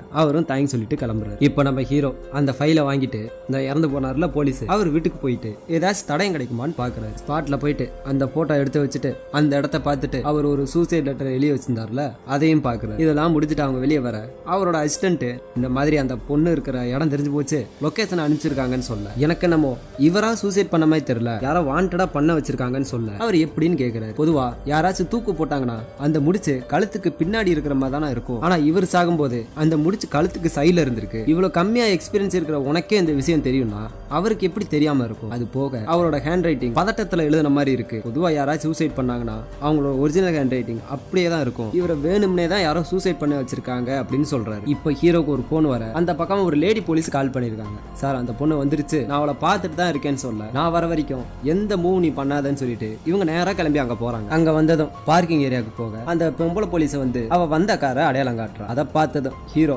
அவரோட ப்ளூடூத் வாட்ச் இருக்கும்ல அதை கலட்டி அந்த காருக்குள்ள போட்டு விட்டுறாரு. இப்ப ஹீரோ அவங்க கேங்கோ பப்புக்குள்ள வந்துற அங்க அவ சாமையா குடிச்சிட்டு டான்ஸ் ஆடிக்கிட்டு இருக்கா. எல்லாம் முடிஞ்ச பிறகு பாத்ரூம்குள்ள போக அந்த பெண் போலீஸ் உள்ள வந்துடுறாங்க. அவங்க இந்த பொண்ணையே வாட்ச் பண்ணிக்கிட்டு இருக்க அதை இவ கவனிச்சதும் வெளியே வந்து அந்த பெண் போலீஸை தள்ளி விட்டுட்டு இவ நேரா கார் பார்க்கிங் ஏரியாவுக்கு வந்துடுறா. அவ கார் எடுத்துட்டு கிளம்ப பின்னாடியே இவரும் ஃபாலோ பண்ணிட்டு போறாரு. போய்கிட்டு இருக்கும்போது அவ தன்னோட ஃப்ரெண்டு கிட்ட இந்த மாதிரி அந்த போலீஸை வந்துட்டான், என்ன ஏதான் ஃபாலோ பண்ணிட்டு இருக்கான், நான் இப்ப என்ன பண்றது கேட்க அவன் உடனே போனை தூக்கி வெளியே போட்டுரு, போன் இருந்தா நம்மள ஃபாலோ பண்ணிட்டு வந்துருவாங்க, வெளியே போட்டுட்டு நம்மளோட இடத்துக்கு வந்துருன்னு சொல்ல இவளும் போனை தூக்கி போட்டுட்டு வேகமா போய்கிட்டு இருக்கா. ஆனா நம்ம ஹீரோட வாட்ச் அந்த கார்ல இருக்குல்ல அதனால அந்த லொகேஷனை ஃபாலோ பண்ணிக்கிட்டே இவரும் போறாரு. ஒரு கட்டத்துல நம்ம ஹீரோ பக்கத்துல வந்துற இவ ஒரு ரோடு வழியா டைவர்ட் ஆகி வேற ஒரு பக்கமா ஓடி போயிடுறான். இவங்களும் சுத்தி வந்து அந்த லொகேஷனை ஃபாலோ பண்ணிக்கிட்டே வர ஒரு இடத்துல அந்த கார் நின்றுது. இவங்க உடனே காரை விட்டு இறங்கிட்டு அந்த லொகேஷனை ஃபாலோ பண்ணிக்கிட்டே போக ரெண்டு பேர்த்த வேற பக்கமா பிரிச்சு விட்டுட்டு இவர் இன்னொரு பக்கம் வராரு. நம்ம ஹீரோ கரெக்டா அந்த லொகேஷன் இருக்கிற இடத்துக்கு வர அங்க ஒரு சிவப்பு கலர் கார் நிக்குது. அந்த காருக்குள்ள எட்டி பார்த்தா இது அவ வந்த காரு கிடையாது, அவளோட காரு கொஞ்சம் தள்ளி தான் இருக்கு. வேகமா வந்து ஹீரோவை ஏத்த பார்க்க இவர் எப்படியோ தப்பிச்சிடுறாரு. ஆனா அவ அப்படியே ரிவர்ஸ்ல போயிட்டு இருக்கும்போது அந்த பக்கமா வந்த லாரி ஒண்ணு வந்து இவளோட கார்ல மோத இவ ஸ்பாட்லயே செத்து போயிட்டா. செத்தவ யாருன்னு தெரியும்ல, அந்த பெரிய முடி ஒருத்தன் வச்சிருப்பான்ல அவனோட லவ்வர். அவ செத்ததை நினைச்சு பயங்கரமா டென்ஷன் ஆகி இன்னும் நல்லா போதை ஏத்திக்கிட்டு ஒரு ஓனாய் மாதிரி கத்த ஆரம்பிக்கிறா. கட் பண்ணா அடுத்த நாள் ஆகுது. அந்த செத்து போனால அவளை கொண்டு வந்து போஸ்ட்மார்ட்டம் பண்றதுக்காண்டி அங்க விட்டுருக்காங்க. அங்க இருக்கிற டாக்டர் கிட்ட இந்த மாதிரி இந்த பொண்ணு கேரளால ஒரு கேஸ்ல சஸ்பெக்டா இருக்கா, இவளுக்கு சொந்தக்காரங்க யாரும் கிடையாது, இவளை யாராச்சும் பார்க்க வந்தா எனக்கு கால் பண்ணுங்கன்னு சொல்ல அவங்களும் சரின்னு சொல்லிடுறாங்க. இப்ப ஹீரோ வெளியே வர அந்த காரை யாரு வாங்கியிருக்காங்கன்னு பார்த்தா அது ஏதோ ஃபேக் ப்ரூஃப் கொடுத்து வாங்கி இருந்திருக்காங்க. சரின்னு சொல்லிட்டு இவர் கார் எடுத்துட்டு அங்க இருந்து கிளம்ப இந்த பக்கம் அந்த மாச்சரி ரூமை காட்டுறாங்க. பார்த்தா அந்த பொண்ணோட லவ்வரும் அவளோட ஃப்ரெண்டும் அங்க வந்து நிக்கிறாங்க. இதை பார்த்ததும் அந்த பொம்பளை டாக்டருக்கு டவுட் வர இவங்க ஹீரோவுக்கு கால் பண்ண ஆரம்பிக்கிறாங்க. ஹீரோவும் அட்டன் பண்ண அந்த சுத்தி இருந்த ஃப்ரெண்ட்ஸ் இருக்காங்கல்ல அவங்க போன் அவங்க உடச்சு போறாங்க. அந்த சத்தத்தை கேட்டதும் ஹீரோ கன்ஃபார்மா அவங்க தான் வந்திருப்பாங்கன்னு சொல்லிட்டு பதறி அடிச்சுட்டு அங்க ஓடுறாரு. இவர் ஓடுறத பார்த்ததும் இவங்க கூட வந்திருப்பாங்களா போலீஸ் அவங்களும் பின்னாடியே வராங்க. ஆனா இவங்க எஸ்கேப் ஆயிருப்பாங்கன்னு பார்த்தா அந்த டாக்டரை அடிச்சு போட்டு அங்கேயே நிக்கிறாங்க. ஹீரோ உள்ள வந்ததும் இவங்களுக்குள்ள பயங்கரமா சண்டை வருது. அவங்க கையில கிடைக்கிற எல்லாத்தையும் எடுத்து ஹீரோ அடிக்கிறாங்க. ஆனா ஹீரோவும் அவங்களுக்கு ஈக்குவலா ஃபைட் பண்ணிக்கிட்டு இருக்காரு. பொம்பளைன்னு கூட பார்க்காம முடிச்சு சாத்துன்னு சாத்துறாரு.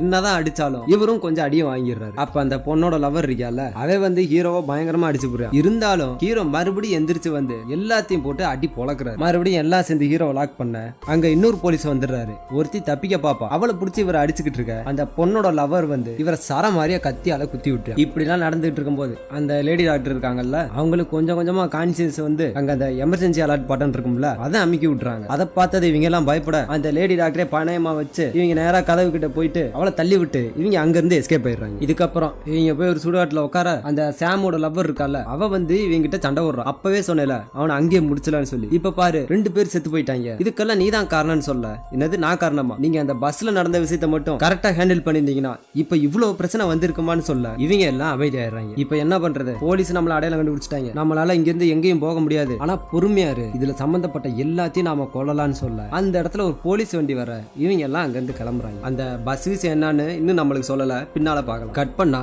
இப்ப நம்ம ஹீரோவை காட்டுறாங்க. அந்த பெண் டாக்டர் இருக்காங்கல்ல அவங்க ஹீரோ கிட்ட ஏதோ சொல்லணும்னு சொல்லி கூப்பிட்டு இருக்காங்க. அன்னைக்கு நடந்த சண்டேல யாருமே சாவல, ஆனா எல்லாருக்குமே கொஞ்சம் கொஞ்சம் அடிபட்டு இருக்கு. எல்லாரும் அந்த ஆஸ்பத்திரியில அட்மிட் ஆயிருக்காங்க. ஹீரோ அவங்க கிட்ட போனதும் அவங்க என்ன சொல்றாங்கன்னா இந்த மாதிரி வந்தவங்க யாருன்னு எனக்கு தெரியும், இதுக்கு முன்னாடி இவங்க ஓவரா ட்ரக்ஸ் எடுத்துக்கிட்டாங்கன்னு சொல்லி அவங்களை கியூர் பண்றதுக்கு ஒரு போலீஸ் தான் வந்து அட்மிட் பண்ணாரு அப்படின்னு சொல்ல அந்த பொண்ணோட ஃபிங்கர் பிரிண்ட வச்சுட்டு என்னென்ன கேஸ் கேஸ் இருக்கு பாருங்கன்னு சொல்லி ஹீரோ அவரோட அசிஸ்டன்ட் கிட்ட சொல்றாரு. இவங்களும் போய் விசாரிச்சுட்டு வந்து இந்த மாதிரி இந்த கேஸை ஃபைல் பண்ணது செத்து போனார்ல கர்நாடகா போலீஸ், அவர் தான் பண்ணிருக்காரு. இவங்க கொக்கைன் யூஸ் பண்ணதுனால அதுல இருந்து விடுபடணும்னு சொல்லி தான் இங்க பண்ணி விட்டுருக்காரு. இதெல்லாம் போக இந்த செத்து போனால சாம் அவனும் இங்க தான் இருந்திருக்கான்னு சொல்ல இப்ப ஹீரோ நேரா கிளம்பி அந்த போலீஸ் ஸ்டேஷனுக்கு போயிடுறாரு. அங்க போயிட்டு இந்த செத்து போனார்ல போலீஸ், அவர் கூட ஒரு அசிஸ்டன்ட் இருப்பார்ல, அவரை போய் விசாரிக்கிறாங்க. அவர் போய் அங்க என்ன ஆச்சுன்னு கேட்க, பஸ்ல ஏதோ பிரச்சனை செக் பண்ணி பார்த்தப்போ இவங்க ட்ரக்ஸ் எடுத்திருந்தானுங்க, அதனாலதான் இவர் போய் அட்மிட் பண்ணாருன்னு சொல்றாரு. அதுக்கப்புறம் ஏதாச்சும் நடந்துச்சான்னு கேட்க இவர் இல்லைன்னு சொல்றாரு. அது கூட அந்த போலீஸ், யோ இந்த மாதிரியா நம்மால் செத்தாருல அந்த கேஸுக்காண்டி தான் விசாரிக்கிறாரு, உனக்கு தெரிஞ்ச உண்மை எல்லாத்தையும் சொல்லிருன்னு சொல்ல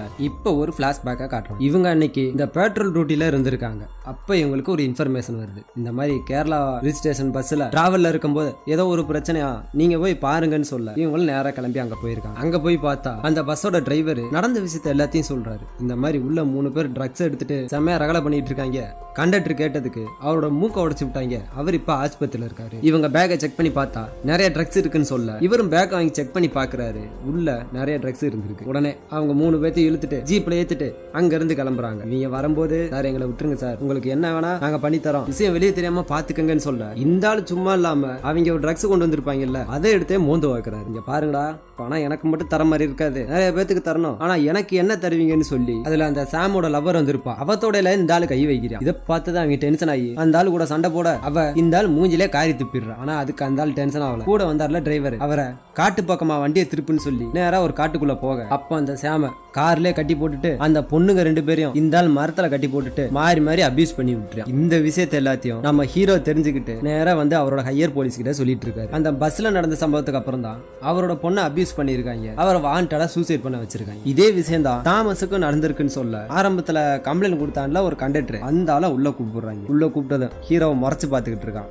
அப்போ அந்த அக்கிஸ்டோட 3 போட்டோவை காமிச்சிட்டு இவன் உங்களுக்கு தெரியுமான்னு கேட்க இவர் போட்டோவை பார்த்துட்டு தெரியும்னு சொல்லிடுறாரு. என்ன ஆயிருக்குன்னு பார்த்தா அந்த கேரளா பஸ் இருக்குல்ல, அத ஒரு கண்டக்டரை மூக்க உடைச்சு விட்டாங்கன்னு சொன்னாங்கல்ல, அதுதான் நம்மால். இவர் அன்னைக்கு பிரச்சனை என்னன்னு கேட்கும் போது உள்ள இருக்கிறவங்க நடந்த விஷயத்த சொல்ல இவர் அவனோட பேக்ல கை வைக்க பார்த்திருக்காரு. அதுக்கு இந்த ஆள் அடிச்சு மூக்க உடைச்சிருக்கான். அதுக்கப்புறம் தான் இவர் போலீஸை கால் பண்ணி வர சொல்லியிருப்பாரு. இந்த ஆள் ஆஸ்பத்திரிக்கு போயிருப்பாரு. இது எல்லாத்தையும் அந்த ஆள் சொல்லிட்டு சரி இப்ப எதுக்கு இந்த விஷயத்தை கேட்கறீங்கன்னு கேட்க அன்னைக்கு மாட்டின அந்த பசங்க தான் ரிவெஞ்ச் எடுக்கணும்னு சொல்லி உன் பொண்ணை இப்படி பண்ணிருக்காங்கன்னு சொல்ல அந்த ஆளு அதை நம்ப மாட்டான். நீங்க இவரை காப்பாத்தணும்னு நினைக்கிறீங்க, அதனாலதான் இப்படி பொய் கேஸ் பண்றீங்க, என்ன நடந்தாலும் நான் விட மாட்டேன்னு சொல்ல இதை கேட்ட நம்ம ஹீரோ டென்ஷன் ஆகி அங்க இருந்து கிளம்பிடுறாரு. இப்ப ஹீரோ அவர் ஃப்ரெண்டும் ஹீரோவோட ஒய்ஃபை பார்க்க கோர்ட்டுக்கு வராங்க. இவங்க அவருக்கு எதிராக டைவர்ஸ் அப்ளை பண்ணிருப்பாங்க, அதுக்கு தான் வராங்கன்னு சொல்லிட்டு இவங்க நினைக்க அதெல்லாம் இல்ல, இந்த போட்டோல இருக்கவங்களை எங்கேயாச்சும் பாத்திருக்கான்னு சொல்லி அந்த 4 பேரை போட்டோவும் காட்ட இப்ப இன்னொரு பிளாஷ்பேக்கை காட்டுறாங்க. இப்பதாங்க இதுக்கெல்லாம் என்ன காரணம்ன்ற விஷயமே தெரிய வருது. ஆக்சுவலா அன்னைக்கு அந்த பஸ்ல நம்ம ஹீரோட ஒய்ஃபும் அவங்க மகளும் டிராவல் பண்ணிட்டு வந்துட்டு இருப்பாங்க. அவரோட பொண்ணு தான் ஃபர்ஸ்ட் இவங்க பண்ற தப்ப பாத்துக்கிட்டு இருப்பாங்க. பஸ்ஸுக்குள்ள கசமுசாலாம் பண்ணி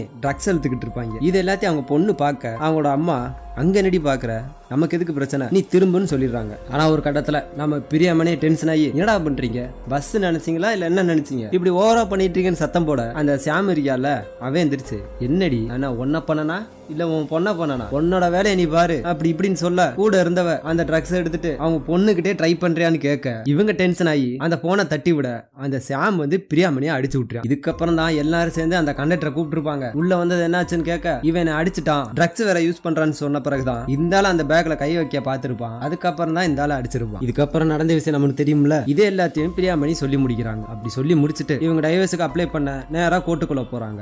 அப்ப ஹீரோட ஃப்ரெண்ட் இருக்கான்ல, இங்க பாரா உன் பொண்டாட்டி அவளோட பொண்ணு சாவுக்கு நீ தான் காரணம் நினைச்சுக்கிட்டு இருக்கா, நாம நடந்த விஷயத்த சொல்லுவோம், டைவர்ஸை கேன்சல் பண்ணலான்னு சொல்ல நம்ம ஹீரோ வேணான்னு சொல்லிடுறாரு. இவ்வளவு நாள் என் பொண்ணோட சாவுக்கு காரணம் நான் தான் சொல்லி நான் மன வருத்தப்பட்டுக்கிட்டு இருந்தேன், இப்ப அவதான் காரணம் தெரிஞ்சானா அவ அதை தாங்க மாட்டா, நீ விட்டுன்னு சொல்ல அவரு சரின்னு சொல்லிடுறாரு. கோர்ட்டுக்குள்ள வந்த பிறகு அங்க இருக்கிற ஒரு வக்கீல் வாதாடி இந்த மாதிரி இந்த ஆளுக்கு மனநிலை சரியில்லை, இதனாலதான் மூத்த பொண்ணு செத்து போயிட்டா, இப்ப 2வது பொண்ணும் பாதிக்கப்படக்கூடாது, அதனால இவங்களுக்கு டைவர்ஸ் வாங்கி கொடுத்துருங்கன்னு சொல்ல அப்படியே கட் பண்ண இப்ப நம்ம ஹீரோ கோர்ட்டை விட்டு வெளியே வராரு. அப்ப அவரோட அசிஸ்டன்ட் கால் பண்ணுவான், இந்த மாதிரி செத்து போன பொண்ணோட கால் லிஸ்ட் எடுத்துட்டு அவங்க நம்பர் எல்லாத்தையும் ட்ராக் பண்ணோம், இப்ப அந்த கண்டக்டர் வீட்டுக்கிட்ட காட்டுச்சு அப்படின்னு சொல்ல இவர் அவங்கள ஃபாலோ பண்ண சொல்றாரு. இவங்க நேரம் அவங்க வீட்டுக்கு போய் அவரை பத்தி விசாரிச்சா அவங்களோட ஒய்ஃப் தான் வந்து பேசுறாங்க. என் புருஷன் டியூட்டி கிளம்பி போயிட்டாருன்னு சொல்ல இவர் அந்த விஷயத்த ஹீரோ கிட்ட சொல்ல இவர் நேரா அந்த பஸ் ஸ்டாண்டுக்கு போறாரு. போற வழியில மனுஷன் கால் பண்ணிக்கிட்டே இருப்பாரு. இருந்தாலும் போன் நம்பரை பார்த்து எடுக்காம விட்டுருவோம். இப்ப நம்ம ஹீரோ நேரா அந்த பஸ் ஸ்டாண்டுக்கு வந்துட்டு இந்த மாதிரி உங்க கண்டக்டர் எங்கன்னு கேட்க அவர் வெளியே போயிருக்கான்னு சொல்றாரு. பார்த்தா தன்னோட இறந்த பொண்ணு இருக்காங்கல்ல அவங்களோட போட்டோவை ஃப்ரேம் பண்ணி வாங்கிட்டு பஸ் ஸ்டாண்டுக்குள்ள வர அந்த அக்யூஸ்டும் இவங்களை ஃபாலோ பண்ணிட்டு இருக்காங்க. அதை வாங்கிட்டு நேரா பஸ் ஸ்டாண்டுக்குள்ள வர நம்ம ஹீரோ அவரை பார்த்ததும் இந்த ஆளும் ஹீரோவை பார்த்துறான். சரின்னு சொல்லிட்டு அவன் பஸ் கிட்ட போக இடையில ஒரு பஸ் கிராஸ் ஆகும். அந்த கேப்ல இந்த மறைஞ்சிருந்தாங்கல்ல அவங்க வந்து இந்த ஆளை கத்தியால குத்திட்டு எஸ்கேப் ஆயிரும். இப்பதான் இந்த ஆளுக்கு நம்ம ஹீரோ சொன்னதெல்லாம் உண்மைன்ற விஷயமே தெரிய வருது. ஆனா மனுஷன் சாகல. நம்ம ஹீரோ வந்து காப்பாத்தி ஆஸ்பத்திரிக்கு அனுப்பிச்சு வச்சிடறாரு. இப்ப ஹீரோவுக்கு ஒண்ணு தோணுது, அந்த கேஸ்ல சம்பந்தப்பட்ட எல்லாத்தையும் பழி வாங்கிறாங்கன்னா இப்ப நம்ம பொண்டாட்டியும் பழி வாங்குவாங்களேன்னு சொல்லி இவர் நேரா வீட்டுக்கு போக அங்க போய் பார்த்தா வீடு பூட்டி கிடக்கு. அப்போ பக்கத்து வீட்டுக்காரங்க வந்து அவங்க இங்க இல்லையே அவங்களோட அப்பா அம்மா வீட்டுக்கு போறதா சொல்லியிருந்தாங்கன்னு சொல்ல இவர் வண்டி எடுத்துட்டு கிளம்புறாரு. இப்ப நம்ம ஹீரோவோட ஒய்ஃப் கிட்ட காட்டுறாங்க. இவங்க நேரா அவங்க அப்பா வீட்டுக்கு வந்திருப்பாங்க. வந்து எல்லாரும் சாப்பாடு அரேஞ்ச்மெண்ட் பண்ணிக்கிட்டு இருக்க அந்த நேரத்துல நாய் கத்துற சவுண்ட் கேட்கும். அது என்னன்னு போய் பார்க்கலான்னு சொல்லி ரெண்டாவது பொண்ணு போக பார்த்தா அவ கண்ணு முன்னாடியே நாயை கொலை பண்ணிக்கிட்டு இருப்பாங்க. ரத்தம் எல்லாம் இந்த பொண்ணு மேல தெரிக்கும். உள்ள வந்து எல்லாரையும் லாக் பண்ணிடுறாங்க. ஹீரோக்கு வீடியோ காலை போட்டு இங்க பாரு நீ இப்ப தனியா வர, நீ வர வரைக்கும் உன் பொண்டாட்டி பிள்ளைகளை நான் பாத்துக்கிறேன்னு சொல்ல ஹீரோவுக்கு செம்மையா கோவம் வந்து வேகமா வந்துகிட்டு இருக்காரு. அந்த நேரத்துல ஹீரோட ஃப்ரெண்டு கால் பண்ண இங்க பாரா உன் பொண்டாட்டிக்கு ரொம்ப நேரமா நான் கால் பண்ணேன் காலை எடுக்கல, நீ ஒன்னும் பயப்படாதன்னு சொல்ல நம்ம ஹீரோ இங்க பாரு நான் போலீஸ்ல வேலை பாக்குற மனப்பக்கம் என்கிட்ட இல்லைன்னு வச்சுக்கோ, எனக்கு போலீஸா வேலை பாக்குறதுக்கு தகுதியே கிடையாது அப்படி இப்படின்னு சொல்லிட்டு போனை கட் பண்ணி விட்டுறாரு. இவருக்கு ஒண்ணுமே புரியல. ஆனா ஏதோ பிரச்சனைன்னு மட்டும் தெரியுது. இவரும் கிளம்பி அங்க வந்துகிட்டு இருக்காரு. இப்ப இவங்க இருக்காங்கல்ல ஹீரோட ஒய்ஃப் கிட்ட இன்னும் கொஞ்ச நேரத்துல உனக்கு என்ன நடக்குன்றத காட்டட்டுமான்னு சொல்லி அவங்களோட பொண்ணை அபியூஸ் பண்ணானுங்கள அந்த வீடியோவை காட்டுறாங்க. அப்பா ஒருத்தன் அவன் வச்சிருக்க சீரட்டை எடுத்து பத்த வைக்க பாக்க அங்க அவங்களோட அப்பா எடுத்துட்டு இருப்பார்ல யாரு ஒய்ஃபோட அப்பா, அவர் சரக்கு அடிக்கிறான்னு சொல்லி கிளாஸ்ல சரக்கு ஊத்தி வச்சிருப்பாரு. இவன் கரெக்டா பத்த வைக்கும் போது சரக்கு அவன் மேல ஊத்தி விட அவன் மூஞ்சி எல்லாம் எரிய ஆரம்பிக்குது. இதை பார்த்ததும் அவங்க எல்லாம் அதை அணைக்க போக அந்த நேரத்தை யூஸ் பண்ணி இவங்க தப்பிக்க பார்க்க அவங்க அப்பாவை அடிச்சு தள்ளி விட்டுருவாங்க. இவருக்கு செமையா அடிபட்டுரும். அவங்களோட மக வந்து இவங்களை தூக்க பார்க்க பக்கத்துல இருக்க டிராயரை கண்ண காமிக்கிறாரு. உள்ள ஒரு துப்பாக்கி இருக்கு அதை எடுத்து நீட்டிடுறாங்க. இவங்களை கண்ட மணிக்கு சுட ஆரம்பிக்கிறாங்க. ஆனா ஒரு குண்டு கூட இவங்க மேல படல. இந்த நேரத்தை பயன்படுத்தி அவங்க அப்பா இவங்க ரெண்டு பேர்த்தையும் தப்பிக்க சொல்ல இவங்க கார் எடுத்துட்டு கிளம்ப ஆரம்பிக்கிறாங்க. ஆனா இவர் வெளியவே விடல. ஒரு கட்டத்துல வெளியே வந்து பார்த்து அவங்க தப்பிச்சு போயிட்டாங்களான்னு பாத்துக்கிட்டு இருக்க அந்த நேரத்தை பயன்படுத்தி இவங்க கத்தி எடுத்து அவங்க அப்பாவோட நெஞ்சிலே குத்திடுவாங்க. இதுக்கப்புறம் இவங்க கார் எடுத்துட்டு விரட்டுறாங்க. பயங்கரமா விரட்டிட்டு போய் ஒரு கட்டத்துல இவங்களை புடிச்சு விட்டுறாங்க. இவங்க எவ்வளவு சமாளிக்க பார்க்க அந்த நீலமுடிக்காரன் கத்தி எடுத்து அவங்களோட இடுப்புலயே குத்திடுவான். கொஞ்ச நேரம் பொறுத்துக்கடி உன் புருஷன் வந்துடும். வந்ததும் அவன் கண்ணு முன்னாடியே உன்னை செய்யறேன்னு சொல்ல ஃபர்ஸ்ட் உன் பொண்ணை வச்சுக்கிறேன்னு சொல்லி இவங்க நேரா கார் கிட்ட போக அவங்க பொண்ணு காணாம போயிருப்பான். உடனே இவங்க எல்லாரும் அந்த பொண்ணை தேடிட்டு ஓட இப்ப நம்ம ஹீரோ அங்க வந்துடுறாரு. அவங்க ஒய்ஃப் ரத்த வெள்ளத்துல படுத்து கிடக்க ஒரு துணி எடுத்து இடுப்பு சுத்தி நல்லா டைட்டா கட்டி விட்டுறாரு. அப்ப அவங்க என்ன காப்பாத்து இருக்கட்டும் நம்ம பொண்ணை காப்பாத்துங்க அப்படின்னு சொல்ல இவரும் கிளம்பி நேரா அங்க ஓடுறாரு. பார்த்தா இவங்க பொண்ணு அங்க இருக்கிற ஒரு பழைய வீட்டுல ஒளிஞ்சிருப்பா. அங்க அந்த நீலமுடிக்காரன் வர அவன் கரெக்டா ஒரு இடத்துக்கிட்ட வந்ததும் அங்க ஒரு கயிறு இருக்கும் அதை புடிச்சு இழுத்ததும் அங்க இருக்கிற கட்டை எல்லாம் அவன் மேல விழுந்துருக்கு. இந்த சத்தத்தை கேட்டு எல்லாரும் அங்க வந்துருவாங்க. கரெக்டா அந்த பொண்ணு பக்கத்துல வர பின்னாடி இருந்து நம்ம ஹீரோ ஒரு பொருளை தூக்கி எறிஞ்சு ஒருத்தனை அடிச்சு விட்டுருவாரு. மறுபடியும் இவங்களுக்குள்ள சண்டை முட்டிக்குது. என்னதான் ஹீரோ அவங்க 3 பேர் சேர்ந்து அடிச்சாலும் ஹீரோவும் திருப்பி அடிச்சுக்கிட்டே இருக்காரு. ஒரு கட்டத்துல இவங்க 3 பேர் சேர்ந்து ஹீரோ லாக் பண்ண இவங்க எல்லாம் கையில வெப்பனை வச்சிருப்பாங்க. ஹீரோ மட்டும் தனியா நிக்கிறார். 3 பேர் ஒன்னா ஓடி வர எல்லாத்தையும் சமாளிக்கிறாரு. ஒரு கட்டத்துல அந்த நீலமுடிக்காரன் அவரோட பொண்ணுகிட்டே நெருங்க இவர் அவனை பிடிச்சு பயங்கரமா அடிச்சு விட்டுறாரு. ஒரு கட்டத்துல அவன் வசமா மாட்ட அவனோட கழுத்தை பிடிச்சு பயங்கரமா நெரிச்சிடுறாரு. கிட்டத்தட்ட சாகர நிலைமைக்கு போயிடுறான். அந்த நேரம் பார்த்து போலீஸ் எல்லாம் அங்க வந்துடுறாங்க. இதுக்கப்புறம் எல்லாரையும் அரெஸ்ட் பண்ணி போலீஸ் ஸ்டேஷனுக்கு கொண்டு போயிடுறாங்க. அப்படியே கட் பண்ண கொஞ்ச நாள் கழிச்சு காட்டுறாங்க. நம்ம ஹீரோட பொண்ணுக்கு பிறந்த நாள் போல எல்லாரும் பயங்கரமா செலிப்ரேட் பண்ணிட்டு இருக்காங்க. நம்ம ஹீரோட வைஃபும் டைவர்ஸ் வாங்காம இப்போ ஒன்னாதான் வாழ்ந்துகிட்டு இருப்பாங்க. அந்த நேரம் பார்த்து ஹீரோட ஃப்ரெண்டு அங்க வந்துடுறான். வந்ததும் புருஷனை எங்கன்னு கேட்க அவர் அங்கதான் உட்காந்துருக்காருன்னு சொல்ல இவரும் நேர கிளம்பி அங்க போறாரு. என்னடா நேத்து புள்ள அவன் போன் சுவிட்ச் ஆஃப் இருந்துச்சுன்னு சொல்ல ஆமா சார்ஜ் இல்ல இங்க வேற வேலை இருந்துச்சா அதனால கண்டுக்காம வேலை பார்த்துட்டு இருந்தேன். சரி சொல்லு என்ன விஷயம்னு கேட்க நீ நியூஸை பாத்தியான்னு கேட்க நம்ம ஆளு இல்லைன்னு சொல்றாரு. சரி வான்னு சொல்லிட்டு கூப்பிட்டு போய் நியூஸை காட்டினா அப்படியே ஒரு பிளாஷ்பேக்கை காட்டுறாங்க. என்ன இருக்குன்னா இதுக்கு முன்னாடி நாள் இந்த அரெஸ்ட் ஆனவங்கள அக்யூஸ்ட் அவங்க எல்லாம் ஜாமீன்ல வெளியே வந்திருக்காங்க. எப்படியோ பணத்தை யூஸ் பண்ணிட்டு வந்துட்டாங்க. வந்து நேரா ஒரு விவசாய நிலத்துக்கிட்ட போயிட்டு வெயிட் பண்ணிக்கிட்டு இருக்க அங்க ஒரு ஆள் வந்து கொய்யாக்கா கொடுக்குறாரு. பார்த்தா அதுக்குள்ள போதை பொருள் இருந்திருக்கு. அதை நல்லா இழுத்துட்டு இன்னைக்கு அவனை சும்மாவே விடக்கூடாதுன்னு சொல்லி பிளான் பண்ணிக்கிட்டு இருக்க இந்த பக்கம் டிவி நியூஸை காட்டுறாங்க. நியூஸ்ல பார்த்தா இவங்க 4 பேரும் அந்த விவசாய நிலத்துல ட்ரக்ஸை யூஸ் பண்ணி ஓவர்டோஸ் ஆகி ஸ்பாட்லயே செத்து போயிட்டாங்கன்னு வந்திருக்கு. இது எல்லாத்தையும் ஃப்ரெண்டுக்காரன் ஹீரோ கிட்ட காட்டிட்டு அவன் ஹீரோவே பாத்துக்கிட்டு இருக்க சரி சரி அதெல்லாம் இருக்கட்டும் வா போய் கேக்க கட் பண்ணணும்னு சொல்லிட்டு அவனை இழுத்துட்டு போறாரு. என்ன ஆயிருக்குன்னு பார்த்தா இவங்க அன்னைக்கு பிளான் பண்ணாங்கல்ல அப்படி இவங்க பேசிக்கிட்டு இருக்கும் போது ஒருத்தர் மூக்குல ரத்தம் வந்துகிட்டு இருக்கும். என்னன்னு பார்த்தா நம்ம ஹீரோ அங்க வந்து நிக்கிறாரு. இவரு தான் இதெல்லாம் வேணும்னுக்கே பக்காவா பிளான் பண்ணி அவங்க ட்ரக்ஸை வர வச்சதும் அதுல ஓவர் டோஸா கலந்து விட்டுறாரு. அதை இழுத்ததும் பக்கிய ஸ்பாட்லேயே செத்து போயிட்டாங்க. யாருக்கும் சந்தேகம் வராத மாதிரி ஓவர் டோஸ் ஆனாலதான் இவங்க செத்து போயிட்டாங்கன்னு சொல்லி கேஸை முடிச்சு விட்டு இருந்திருக்காரு. அப்படியே படத்தையும் முடிச்சிடுறாங்க. தன்னோட பொண்ணை கொன்னவன அவங்க வழியிலே போய் நம்ம ஹீரோ பழி வாங்கியிருக்காரு. படம் நல்லா இருந்துச்சுல, ரொம்ப லென்த்தா போயிடுச்சுன்னு நினைக்கிறேன். சரிங்க, வீடியோ பிடிச்சிருந்தா மறக்காம சப்ஸ்கிரைப் பண்ணுங்க.